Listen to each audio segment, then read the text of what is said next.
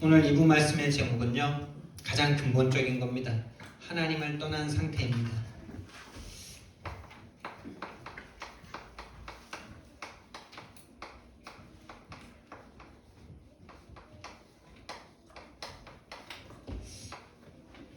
이 모습으로 나와 세상을 볼 수 있다면 그 사람은 전도자입니다.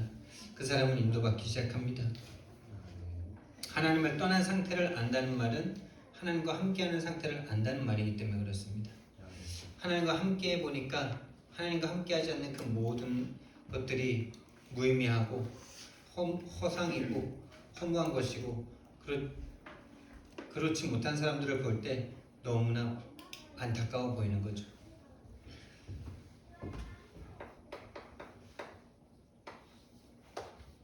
원래 인간은 어떤 상태였냐? 다시 말하면 하나님을 떠났다면 하나님 떠나기 이전에 있는 거죠. 떠나기 이전. 성경은 말씀합니다. 하나님이 천지를 창조하시고 인간을 지으셨는데 그 인간을 하나님께서 회의하시고 우리가 우리의 모양을 따라 우리의 모양대로 우리가 사람을 만들자 이렇게 말씀하셨어요. 우리의 모양, 하나님이 하나님의 형상대로 사람을 만들자 이렇게 말씀하셨어요. 하나님의 형상이십니다. 우리 옆 사람과 인사하겠습니다.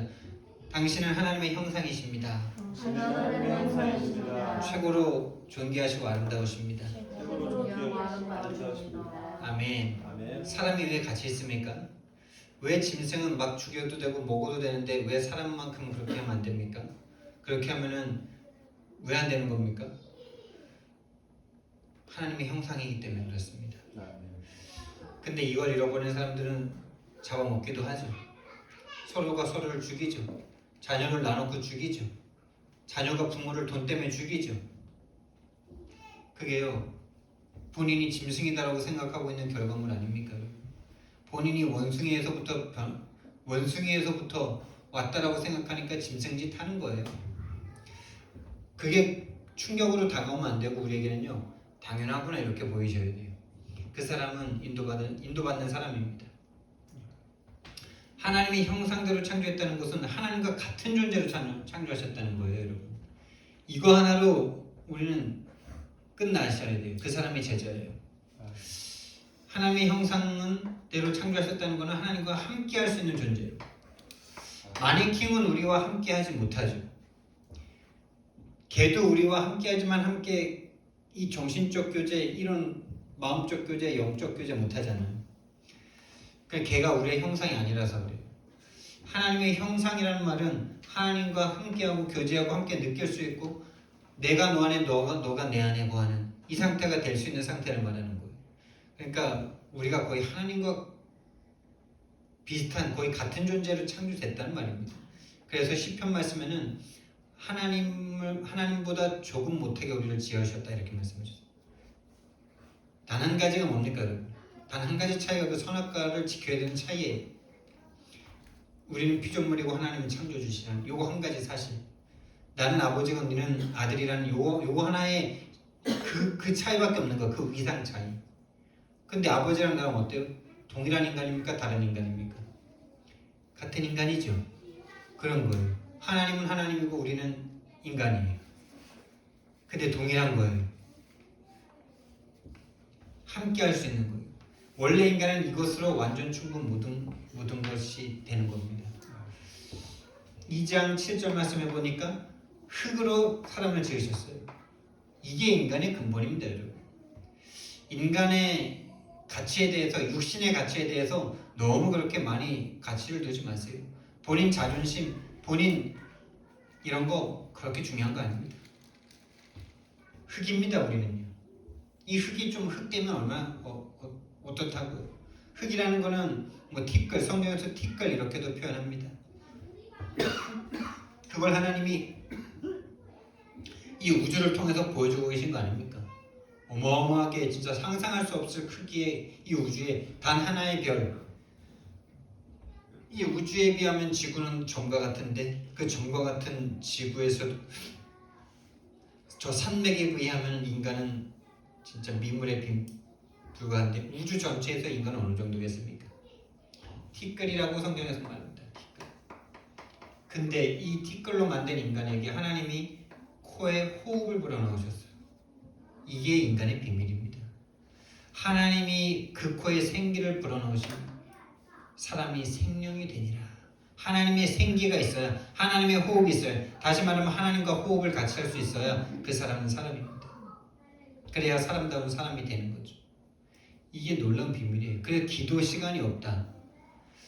하나님의 자녀인데 이상하게 별로 불신자랑 비슷하게 살아가고 있을 겁니다.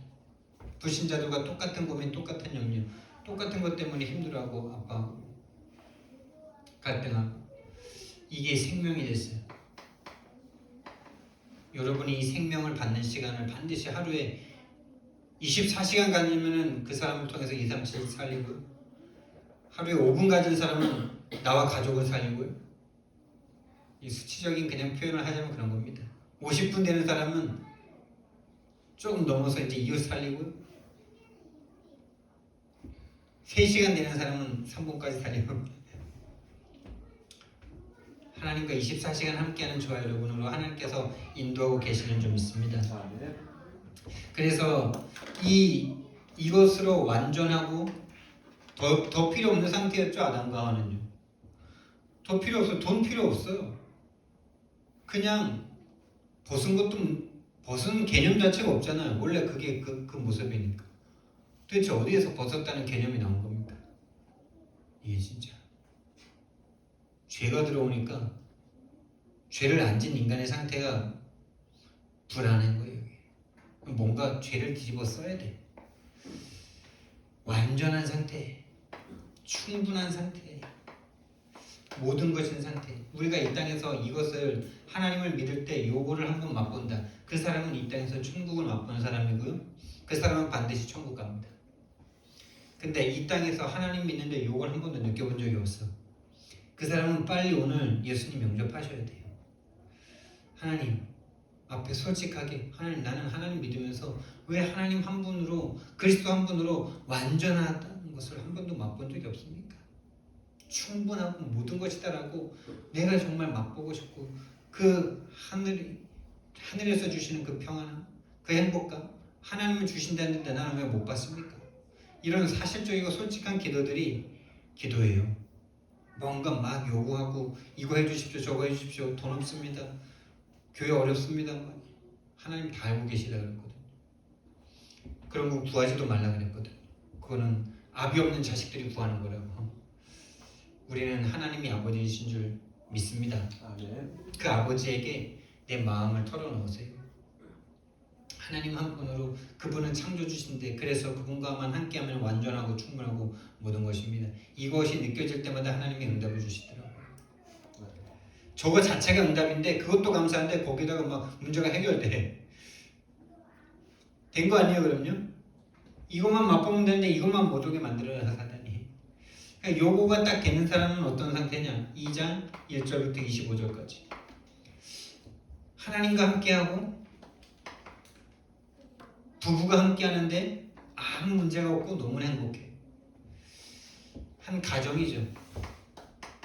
근데 자녀들은 아직 나오지 않은 상태지만은 너무나 행복한 거예요. 그냥 이 상태로 스스로 하나님과 함께하고 한 사람으로 충만한 거예요.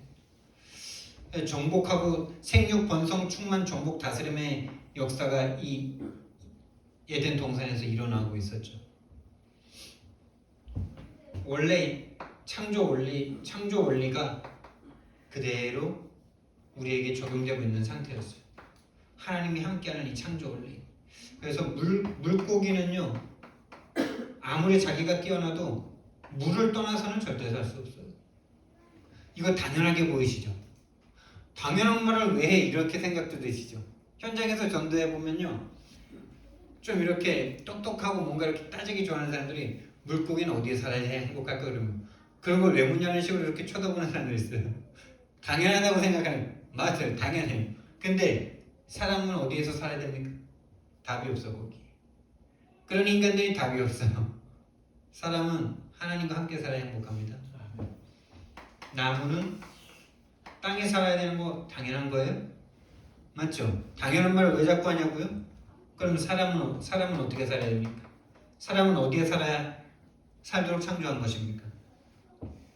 사람은 하나님과 함께 살도록 창조됐습니다, 여러분. 아멘. 할렐루야. 아멘. 이게 창조 원리예요. 이걸 벗어나서는 그 어떤 재물이 애를 100명 1000명 난다 해도 안 행복해요. 돈을 이 우주를 다 준다 해도 안 행복해요. 그 사람은 하나님만으로 행복하도록 창조됐기 때문에 그래요. 자동차는 왜 기름을 넣고 왜 우리 최현선 집사님이 타고 오신 그 자동차는 휘발유를 넣어야 됩니까? 왜 경유 넣으면 안 돼요? 왜 등유 넣으면 안 됩니까?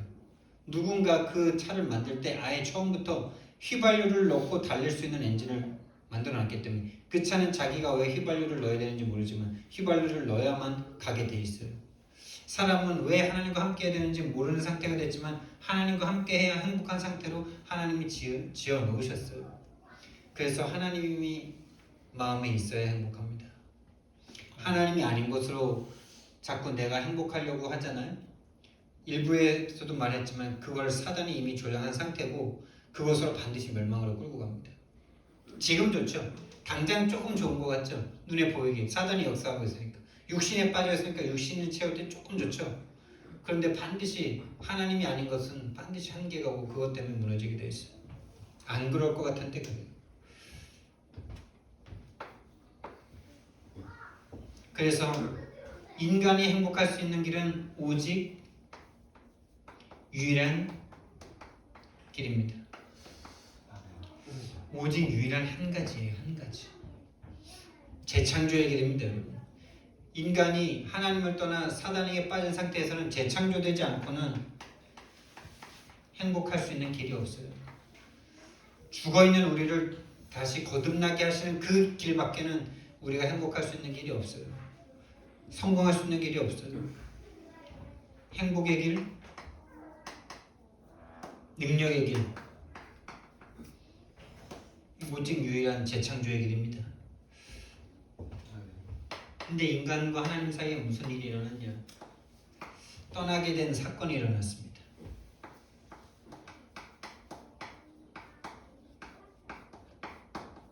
떠나게 된 사건이 벌어졌어요.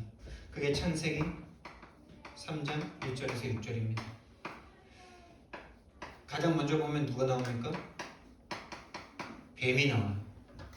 근데 오늘 성경을 읽는데 이 말씀을 드리는 거예요.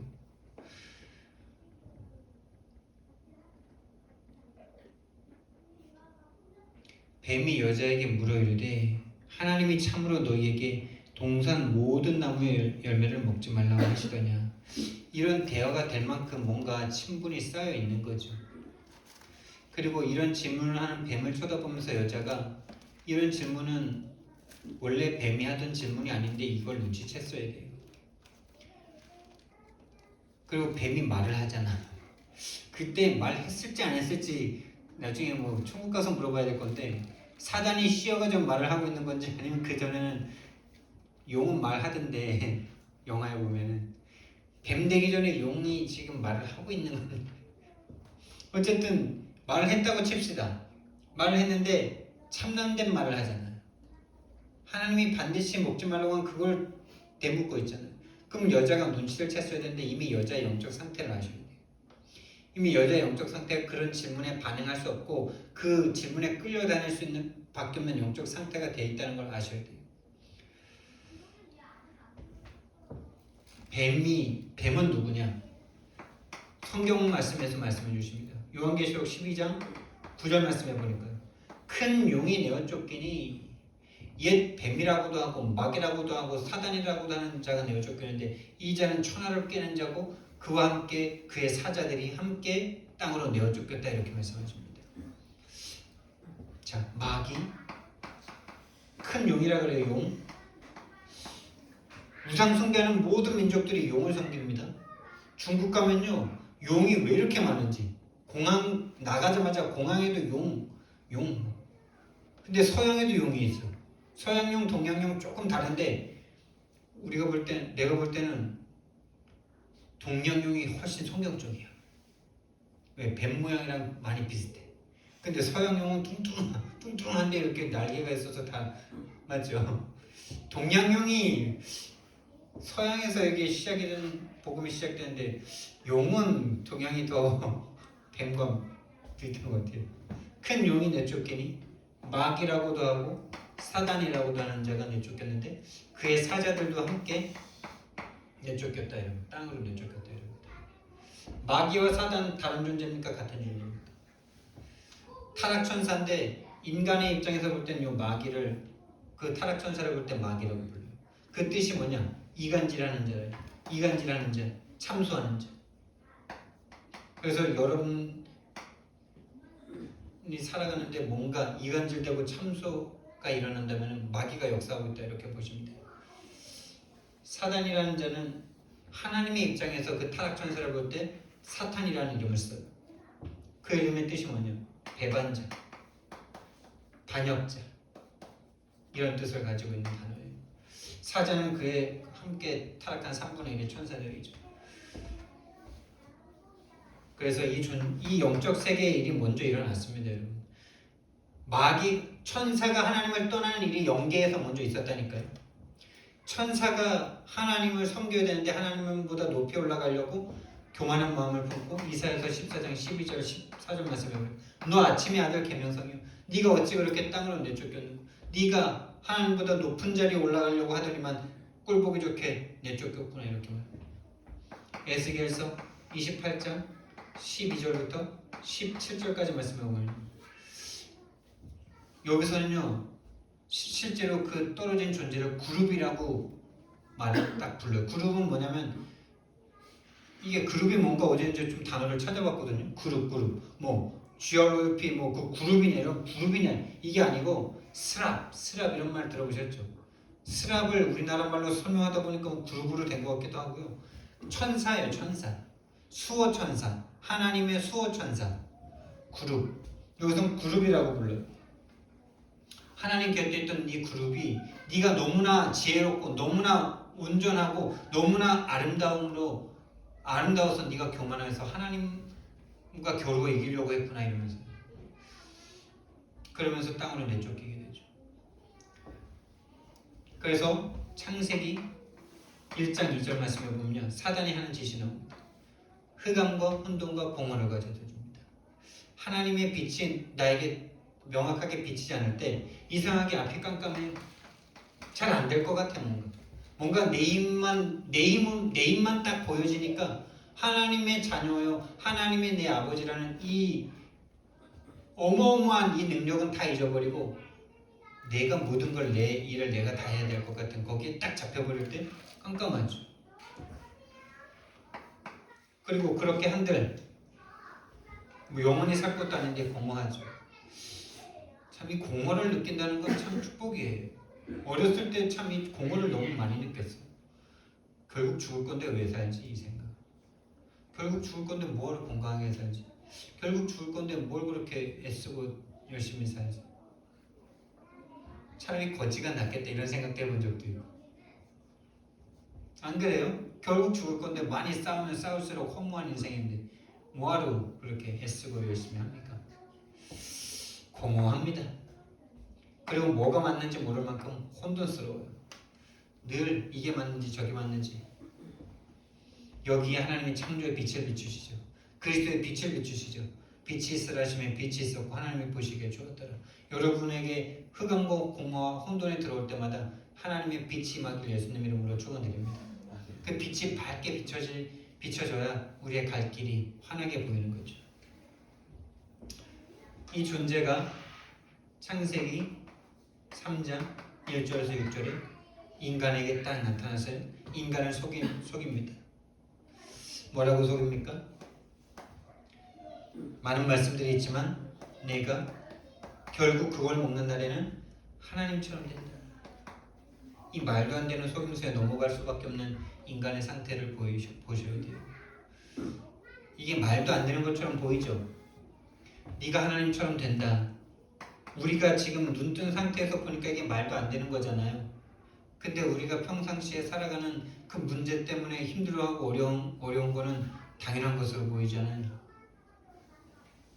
당연히 염려해야지. 그럼 당연히 내가 돈이 없는데 그러면 그냥 뭐 무사태평 안일하게 가만히 있어? 그게 오히려 무책임한 것 같고 하나님 믿는다는 마음으로 기다리는 사람은 마치 어리석게 보이는 그 상태.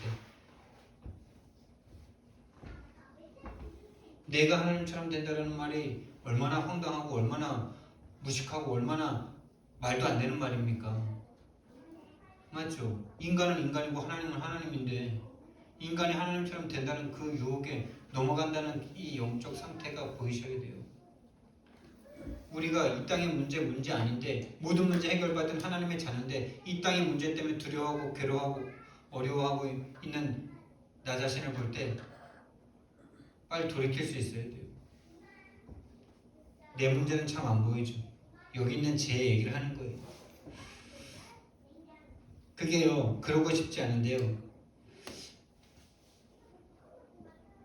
그렇게 살 수밖에 없는 상태가 되어버린 거죠. 이렇게 내가 하나님 될 수 없는데 하나님 되고자 하는 마음 품고 딱 하나님을 배반하니까 그때부터는 나의 모든 건 내가 다 책임져요. 왜? 내가 하나님이니까. 근데 우리는 능력이 있는 것처럼 보이지만 얼마나 무능합니까? 태어날 때 거의 죽다 태어나죠. 살면서 병들면 거의 죽을 똥 말똥 하다가 또 살아나죠. 결국 그렇게 살았는데 결국 땅속으로 들어가잖아요. 그리고 지나가던 차가 한 번 치면은 죽잖아요. 그리고 병 걸리면은 죽잖아요. 차가 쳐도 안 죽고 병 걸려도 조금 고통하지만은 안 죽을 수 있다면 그건 문제 안 되는 거잖아요. 맞죠? 결국 안 죽는다면 문제 안 되는 거잖아요. 다. 안 그래요? 말장난이 아니고 진짜 그렇잖아요. 아무리 심한 에이즈에 걸렸어. 에이즈가 왜 문제 됩니까? 치사율이 90%, 99%라서 문제잖아요. 그래서 인류 역사에 이런 말이 있습니다. 패스트는 거의 치사율이 90% 이상이죠. 정확하게 지금 수치는 모르겠는데, 근데 감기는 폐렴은 그 수치가 매우 낮습니다. 치사율이. 옛날엔 많이 죽었긴 했지만 패스트에 비해서는 가공할 만한 위력이 아니었단 말이에요. 근데 인류는 패스트는 정복했습니다. 근데 폐렴은 정복이 안 돼요. 감기는 정복이 안 돼요.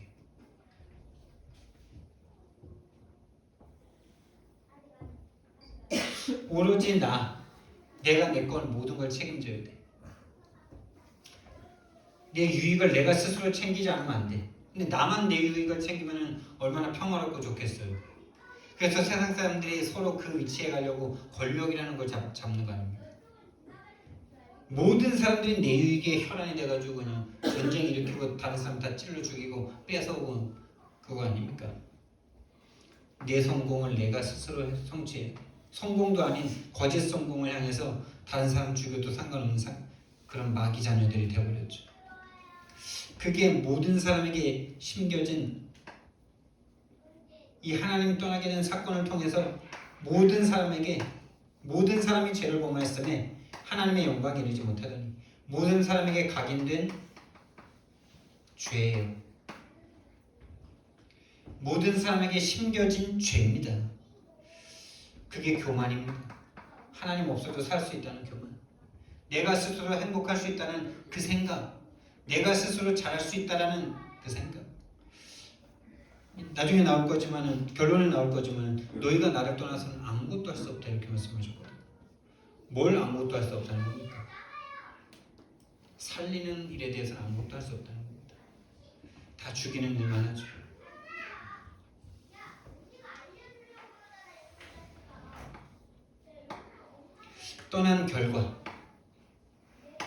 떠난 결과는 뭡니까? 떠난 상태. 이게 완전 각인돼 가지고요. 근본의 것을 잃어버렸어요. 근본 생명을 잃어버렸어요. 근본 생명 상실됐어요. 다시 말하면 원래 영원한 생명을 잃어버린 거예요. 그러니까 죽는다는 걸 우리 영혼은 아는 거죠. 죽어 있다는 걸 영혼은 아는 거죠. 육신적인 이 생각은 근데 그거를 하면은 살 소망이 없어. 그러니까 그걸 스스로 잊어버려야 돼.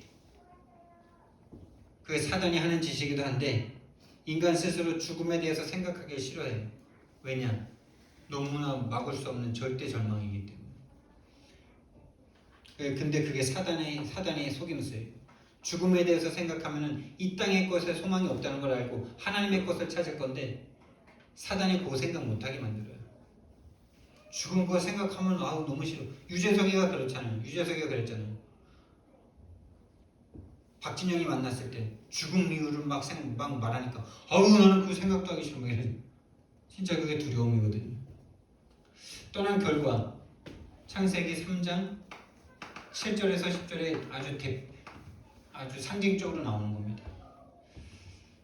영생을 상실했어요.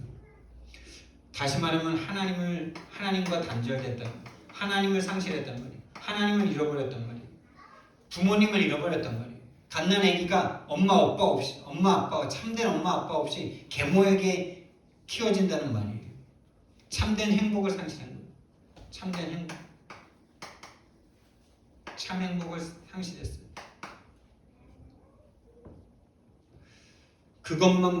근데 이것이 근본 문제인데 이게 우리의 근본 문제인데 이 근본 문제만 모릅니다. 근본 문제만 모르게 되면 이게 진짜 사단에게 완전 장악된 거죠.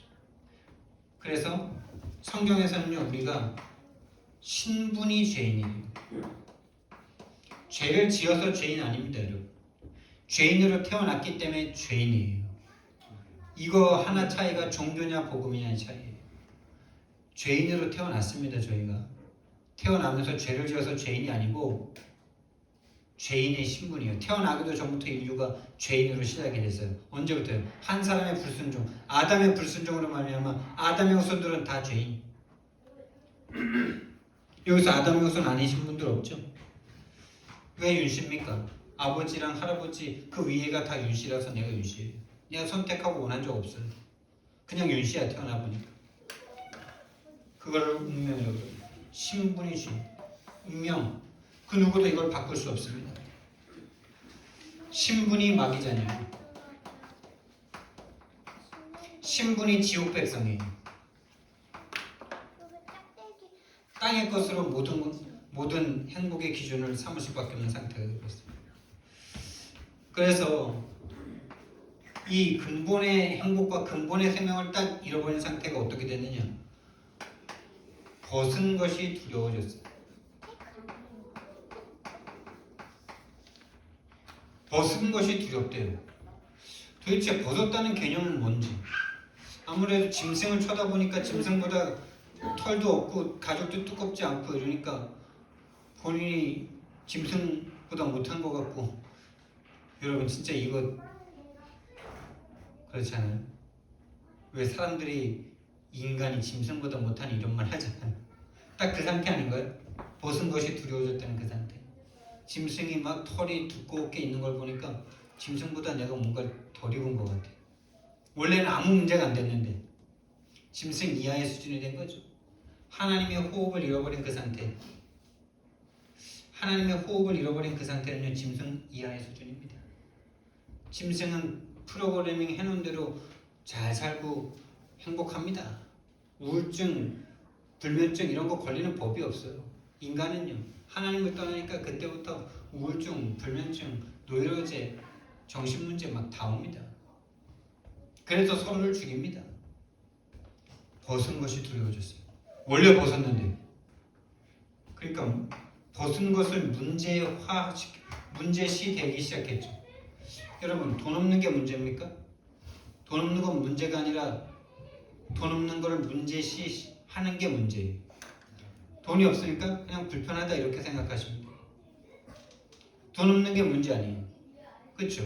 근데 돈 없는 걸 문제라고 내가 생각하니까 문제인 거예요. 말장난 같습니까? 그럼 지금 우리 당장 모든 거 다 팔아가지고 저 바누아투나 이런 데 가면 우리 아주 부자 돼요. 부자 돼요. 안 그렇습니까? 돈 없는 게 문제가 아니라니까요.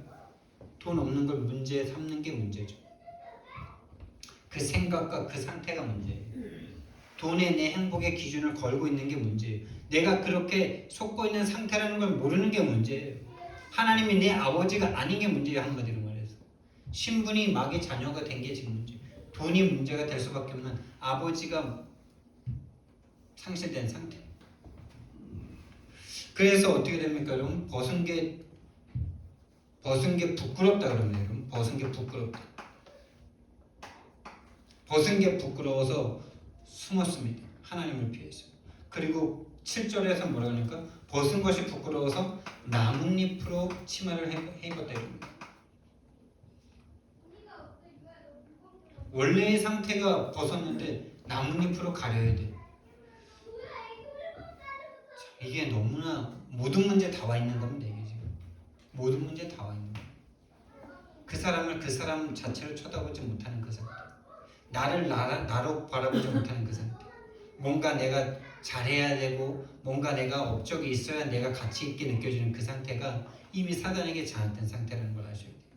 그래서 그런 것을 못 이룬 사람들을 볼 때 좀 하찮게 여기고 아래 등급으로 보고 뭔가 부족한 사람으로 쳐다보는 그게 하나님의 근본을 잃어버렸기 때문에.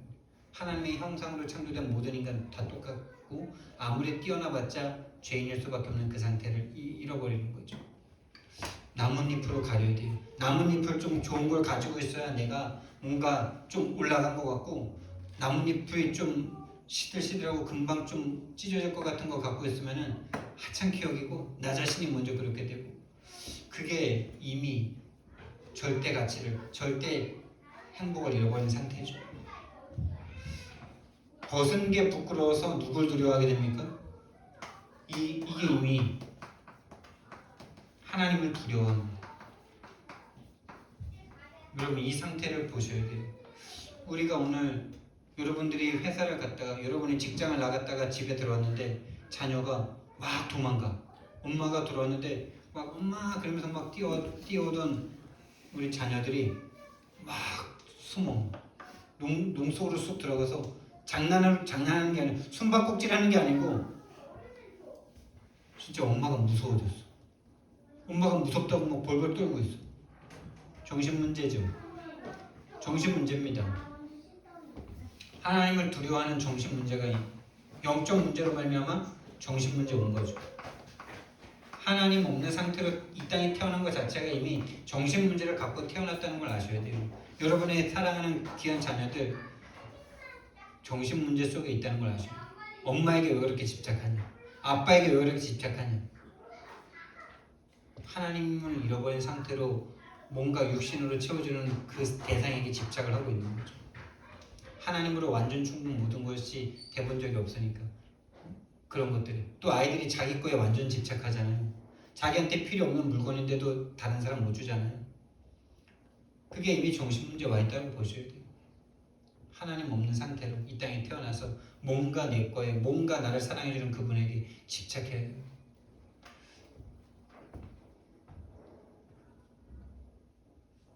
그걸 보고 근본 불신앙의 상태가 됐다 이럽니다. 믿을 수가 없어. 하나님이 나를 채워주신다는, 하나님이 내 인생 책임지신다는 그거가 믿어지지가 않아. 그 믿어지지 않는 게 당연하다고도 생각을 해요. 당연히 내가 돈 벌어야지. 예수 믿고 그럼 기도만 하면 돼? 이러면서. 기도가 뭔지도 모르면서. 기도해본 적도 없으면서. 기도 한 번도 안 해본 사람이 그런 말 합니다. 기도의 능력을 모르니. 근본 불신앙 상태. 죄에 물든 상태라고도 말해도 되겠죠. 죄가 이미 죄에 장악된 상태. 죄에게 완전 장악됐어. 죄가 뭔데요? 하나님 떠난 상태. 하나님 떠난 게 완전히 그게 당연하게 돼버렸어. 그래서 정신 문제가 완전 뿌리 내리기 시작했습니다. 하나님을 떠나게 된 이 사건이 각인됐다면요. 각인된 건 아예 모릅니다. 각인된 채로 태어났기 때문에. 그리고 각인된 채로 태어나니까 뭔가 두려워. 그래서 세상의 것이, 세상 문화가 나에게 처음부터 뿌리 내리기 시작했어요. 엄마 아빠께 이 세상에서 가르쳐지는 게. 그래서요, 지혜와 지식이 어두워져서요, 뭐만 모르냐. 이게 이미 정신 문제 왔기 때문에 지혜 지식이라는 것 자체도 허무한 거죠. 사람들은 근데 조금 뭐 이거 가지면 된다고 생각하는데, 지혜 지식이 어두워져서 뭐만 모른다고요? 내가 지금 하나님 떠난 상태구나라는 것만 몰라요. 내가 지금 하나님 떠난 상태이기 때문에 경제 문제가 되는구나. 내가 지금 하나님을 떠나서 자녀 문제가 나에게 되는구나. 이것만 몰라요. 그러면서 경제가 문제잖아 지금. 자녀가 문제잖아 지금. 이렇게 말하고 있어. 문제 안 되는데 하나님 안에서. 문제 안 되는데. 아무것도 문제가 안 됐었는데. 지혜와 지식이 어두워져서요. 모든 것을 문제화시킬 수밖에 없는, 다시 말하면 영적 문제라는 것만 몰라요. 영적 문제라는 것만 모릅니다. 하나님을 떠나 있기 때문에 문제가 된다는 것만 생각을 할 수가 없는 상태예요. 근본 불신앙 상태. 그래, 이게 성경에서는 사단에게 완전 장악된 상태라고 합니다. 그거를 성경에서는 요한복음 8장 44절을 말합니다. 너희는 너희 아비 마귀에게 있었으니 너희 아비의 욕심대로 너희도 행하고자 하느니라. 그는 처음부터 살인한 자요 진리가 그 속에 없으므로 진리에 서지 못하고, 진리에 서지 못하죠. 영적 문제라는 것만 모르죠. 거짓을 말할 때마다 제 것으로 말하는, 이는 그가 거짓말쟁이요 거짓의 아비가 되었습니다. 거짓말만 믿고 살아야 돼요. 영적 문제만 모르고 거짓말만, 사실과 진실만 따져가면서, 사실과 진실만 논리적 합리적 이성적으로 따져가면서 사람들 정죄하면서, 그게 그 정죄를 아주 바르게 잘하면 마치 선생님인 것처럼 살리지는 못하는 상태로 그렇게 살아갑니다. 그래서 거짓말에 완전히 속고 살아가면서 사단이 계속 우리의 생각과 마음을 다 조정합니다. 우리가 가지고 있는 생각의 틀, 가문과 가정에서 형성된 그 틀을 가지고 우리를 계속 속이고 있어요. 이 진짜 무서운 상태입니다. 정신 문제, 육신 문제 다 와 있는 상태죠. 그러면은 이 원래 인간의 상태를 떠나게 되고 떠난 결과에 고통당하고 있는데, 하나님의 계획은 뭡니까? 하나님이 이건 모르셨을까요? 아니요. 하나님은 다 알고 계셨습니다. 선악과를 주면 먹을 거 당연히 아셨어요. 그리고 더 적극적으로 해석하면은 선악과 먹으라고 주신 거예요. 왜요? 하나님 없는 상태의 저주를 좀 깨달으라고, 하나님이어야만 한다는 상태를 깨달으라고 영세전에 창세전에 구원의 계획을 세워놓으셨어요. 하나님의 절대 계획입니다. 하나님의 절대 계획을 가지고 모든 걸 하나님께서 허용하신 거예요. 몰랐다가 배신당해서 부랴부랴 수습을 하시는 하나님이 아니십니다. 그런 하나님은 그렇게 생각하는 순간 이미 우리는 다른 나뭇잎을 찾아야 돼요. 하나님이 전지전능하지 않으니까요. 하나님을 의지하면 안 돼요. 그러면 내가 잘해야 돼요. 내가 선악과 안 먹으려고 지금도 노력해야 돼요.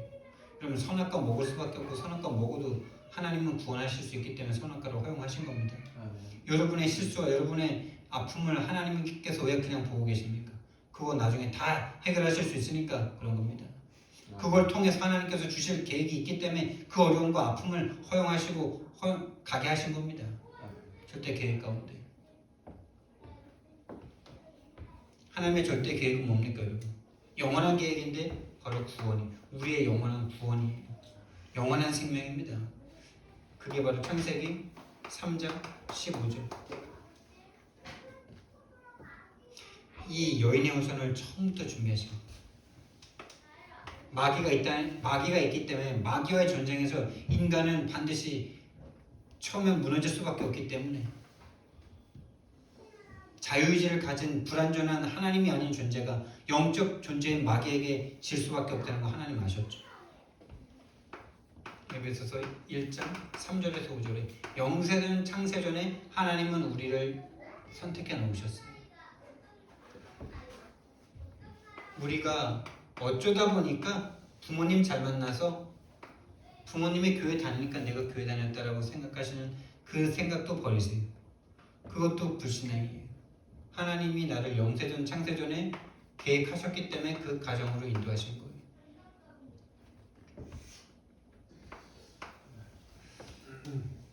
그리고 하나님은 시간표가 됐을 때 우리에게 이 처음부터 주셨던 이 복음을 우리에게 허락하셨습니다. 여인의 후손이 오셔서 뱀의 머리를 상해할 것이다. 뱀의 머리. 여러분의 사단의 머리가 아니라 왜 뱀의 머리라 그랬을까요? 여러분을 무너뜨리는 구부상, 여러분 앞에 나타나는 그런 것들을 하나님께서 직접 역사해 주신다는 겁니다. 뱀의 머리를 상징할 것이다. 그리고 나뭇잎으로 자기의 수치, 자기의 문제를 해결해 보려고 했던 그 사람들에게요, 그걸로 해결 안 된다. 희생제사, 피가 있어야 너희들의 그 근본 죄가 용서될 수 있다. 가죽 옷을 딱 지어 입히시죠. 첫 죽음이, 첫 희생이 하나님의 손에 의해서 짐승이 죽습니다. 신학자들은 그걸 양으로 봅니다. 양이 죽어, 아담과 하와는 그거 봤습니다, 여러분. 본인들 때문에 양이 죽는 거 봤습니다. 하나님이 뚝딱 하늘에서 떨어뜨리신 거 아니에요. 에덴 동산에서 키우던 양을 죽이셔서 그 가죽으로 옷을 지어 입히셨어요. 가긴 됐겠죠. 아, 우리에게는 피가 필요하고 가죽 옷이 필요하고, 그게 아벨에게 전달된 거예요. 가인은 그걸 전달받고도 자기 방식대로 하나님 앞에 드리려고 인본주의를 쓴 거예요. 내가 하나님 앞에 순종하기 싫고 내 거 받으라고 하나님 앞에 이렇게 한 게 가인이에요. 우리가 아무리 열심을 다하고 최선을 다해도 하나님의 방법대로 해야 되는 겁니다. 피가 없이는 하나님 받지 않으세요. 오직 복음 아닌 건 하나님 받지 않으세요. 99%의 동기를 가진 사람은 어떻게 하나님이 받아줄 수 있습니까? 받아주면 그 사람은 그게 멸망인데, 100%의 믿음만 하나님 받으실 수밖에 없는 거죠. 가지고, 그리고 모든 사람이 네피림에 빠졌을 때 방주를 지어서 방주 안에 들어온 사람은 다 삽니다. 예수 그리스도 안에 들어와 있는 사람은 다 삽니다. 예수 그리스도 안에서 조금 무너지고 실수하고 좌절하고 낙심해도 상관없습니다. 방주 아닙니다. 여러분이 예수 그리스도 안에 들어오셨다. 여러분은 이제 절대 망하실 수 없는 분들이세요. 절대 지옥 가고 싶어도 갈 수 없는 분들이세요. 할렐루야. 여러분들이 성공자예요. 아니, 아무리 잘 먹고 잘 살고 돈을 많이 벌고 그래도 죽어서 지옥 갈 인생이 성공입니까? 아무리 이 땅에서 힘들게 살아도 죽으니 천국에 기다리고 있는 우리가 성공입니까? 그렇다고 예수님 믿는다고 힘들고 어렵게 살라는 말은 절대 아니니까 오해하지 마세요. 이미 우리는 성공과 모든 조건을 다 받아놨다는 그 신분, 그 당당함에서 시작하시란 말이에요. 방주 아닙니다, 여러분. 방주. 그리고 모든 사람이 하나님을 대적할 때 하나님은 가장 조건이 안 되는 사람을 하나님께서 딱 부르십니다. 아니, 부르려면 욥 같은 좀 의인을 부르시지 우상 만들어 팔던 아브라함을 부르십니까? 이게 하나님의 방법이에요. 이게 하나님의 방법입니다. 저와 여러분 같은 사람을 불러서 이 시골 촌놈 같은 이 목사를 불러서 세계를 살리는 것이 하나님의 방법이십니다. 자격 안 될 것 같은 나 같은 인간을 불러야 하나님의 복음이 복음되는 겁니다. 하나님의 은혜라고밖에 말할 수가 없는 거죠. 우리가 구원받고 목회자가 되고 평신도 중직자가 된다는 사실은 진짜 다 갚을 수가 없는 거예요. 출애굽기 3장 18절 말씀에 인간의 문제가 노예되고 포로되고 속국될 수밖에 없는 문제가 육신의 문제라면 우리가 해결해야 되는데, 영적인 문제라면 피를 발라야 돼요. 그리스도의 피를 붙잡는 순간 해결됩니다. 내 문제가 영적 문제인가 생각만 했는데도 풀려나집니다. 여러분. 내 문제가 진짜 술에 중독되고 음란에 중독되고 마약에 중독되고 뭔가 일에 중독되고, 이게 영적 문제인가? 내가 자녀에게 집착되고 뭔가 잘하는 거에 집착되고, 이게 영적 문제인가? 라고 딱 생각만 하는데 거기에 성령이 역사한 건데 풀려나게 돼 있습니다. 근데 영적 문제인 줄은 몰라. 죽을 때까지 질질 끌려다닙니다. 벗어나도 벗어난 게 아니에요. 벗어나서 다른 사람 다 죽이거든요. 나는 내가 했는데 니는 못하냐 이러면서. 여러분과 저의 문제, 경제 문제, 영적 문제이기 때문에 피를 발라야 됩니다. 이사야서 7장 14절에 인간은 스스로 찾아올 수 없기 때문에 임마누엘로 찾아와 주셔야만 하고요. 로마에 속국되어 있기 때문에 그리스도로 와 주셔야만 하는 겁니다. 그리고 요한복음 14장 16절 17절 말씀을 보니까 영원토록 함께 해주셔야만 하는 거예요. 영원토록. 잠깐 함께 하시면 안 되고 우리 속에 들어오셔서 영원히 함께 하시겠다. 성령으로. 그리고 하나님의 절대 계획은 여기서 끝나는 게 아닙니다. 하나님의 절대 계획은요. 마태복음 28장 16절부터 20절. 전 세계 사람들이 나와 같은 똑같은 문제로 빠져있기 때문에 모든 족속에게 가서 똑같은 문제로 고통당하는 자들에게 이 복음을 전하고 제자 삼고 세례를 주고 가르쳐 지키게 하라. 내가 그 일을 하는 너희와 영원히 세상 끝날까지 함께 할 것이다. 마가복음 16장 15절부터 20절에 너희는 온 세상에 온 천하에 다니며 만민에게 복음을 전파하라. 그 말씀 전하는 그 현장에 보좌에 예수님이 함께 역사하사 그 따르는 표적으로 말씀이 힘있게 증거되니 우리에게 그 일이 시작될 줄 믿습니다. 요한복음 21장 15절부터 18절 말씀에 예수님을 부인하고 저주하고 맹세하고 부인할 수밖에 없는 우리 같은 이 마귀의 자녀인 우리들을 하나님께서는 당연히 그렇다는 걸 아시고 그 사람을 회복시키셔서 후대를 남기라고 말씀하십니다. 사도행전 1장 8절 말씀. 우리에게 이 구원을 주시는 이유가 성령을 주셔서 권능을 주셔서 세상도 이길 수 없는 그 믿음이라는 걸 주셔서 전 세계 끝까지 땅 끝까지 증인되게 하시기 위한 하나님의 절대 계획입니다.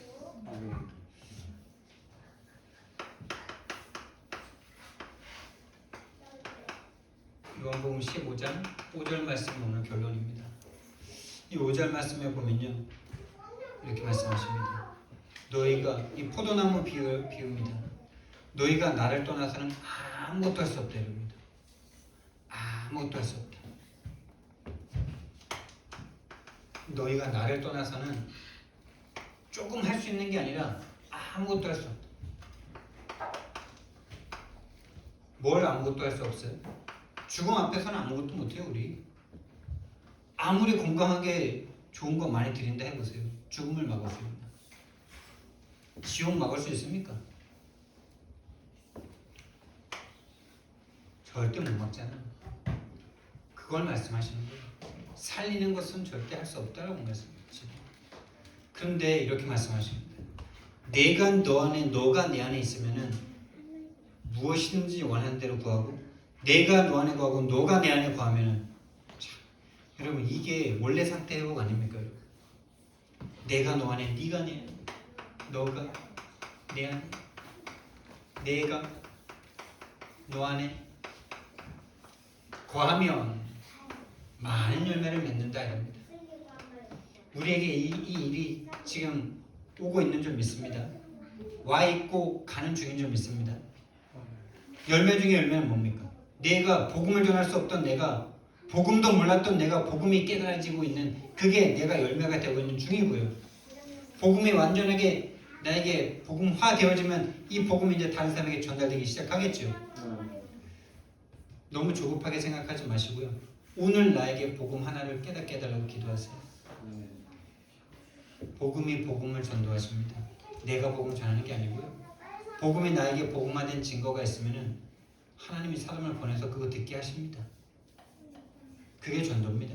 내가 가서 막 하는 게 전도가 아니고 하나님이 내게 주신 이 복음을 듣게 하시려고 만나게 하시는 그 만남. 그래서 나는 애쓰고 수고하고 막 노력하지 않는데 그냥 내가 받은 복음을 말하는데 그 사람에게 복음이 복음되는 이 전도까지 우리는 가게 될 겁니다. 많은 열매를 맺는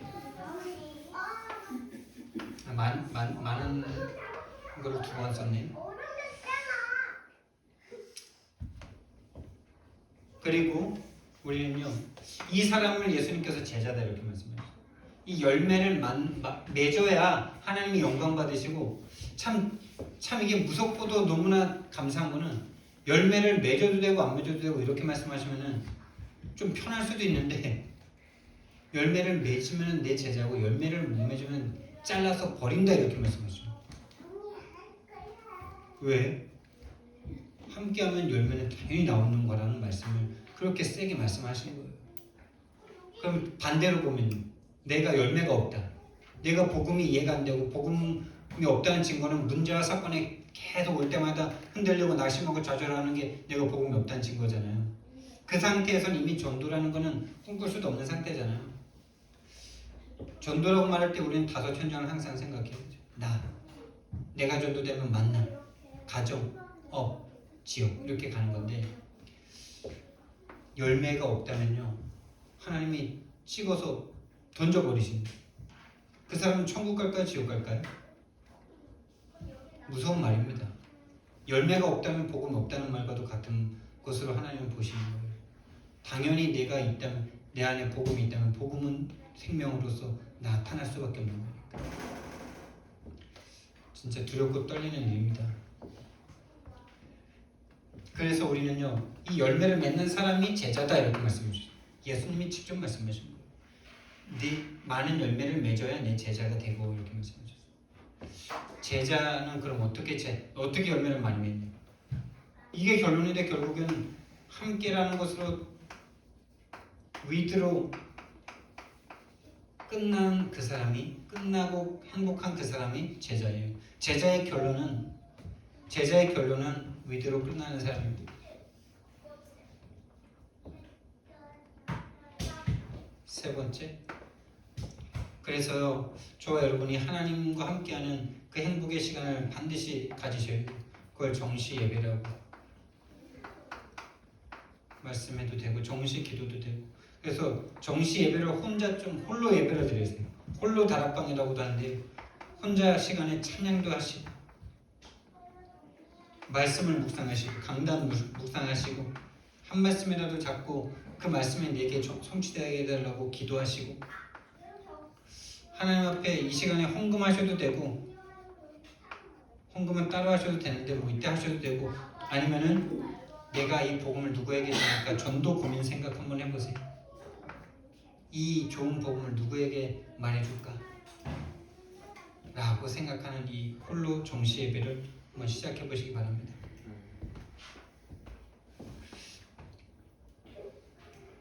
하나님을 떠난 상태에서 우리를 완전한 축복 속으로 인도하신 하나님께 감사를 드립니다.